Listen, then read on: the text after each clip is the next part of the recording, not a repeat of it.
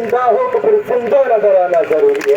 आप वाकई जिंदा है अल्हम्दुलिल्लाह। आज मैं बताऊं आपको, गांधी भाई के मेडिकल सुपरिंटेंडेंट ऑफिस में गया था तो पता चला कि 9 तारीख की एमएस ऑफिस का स्टाफ जो यहाँ शरीक हुआ था, तो साहब की मैडम वहां बैठी है और सारे स्टाफ को हल्काई पड़ी है। तो मैं उनसे कहकर आया हूँ कि बिल्कुल हड़कने की जरूरत नहीं है, बहुत हड़का लिया साहब ने और उनकी मैडम ने।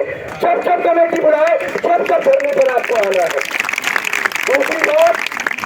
दूसरी बात ये आते हैं बाहर से और कह देते हैं कि सब कुछ इलीगल है। इससे पहले महमूदुर रहमान आईएएस ऑफिसर थे, वाइस चांसलर, उसके बाद नसीम साहब आईएएस ऑफिसर थे, उसके बाद हामिद साहब हामिद साहब वो आईएफएस ऑफिसर थे, अफजल साहब आईपीएस थे, अब्दुल हामिद साहब आईपीएस थे।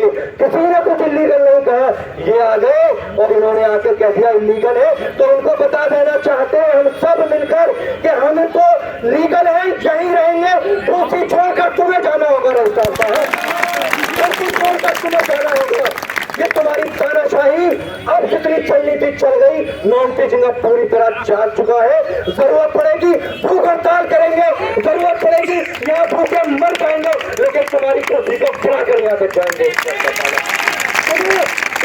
नहीं मालूम कि ऑटोनॉमस बॉडी क्या है और स्टेट की गवर्निंग बॉडी क्या है, और तुम यहाँ पर आकर हमें इलीगल कह देते हो, बैकडोर एंट्री कह देते हो। बैकडोर एंट्री हम नहीं है, बैकडोर एंट्री तुम हो।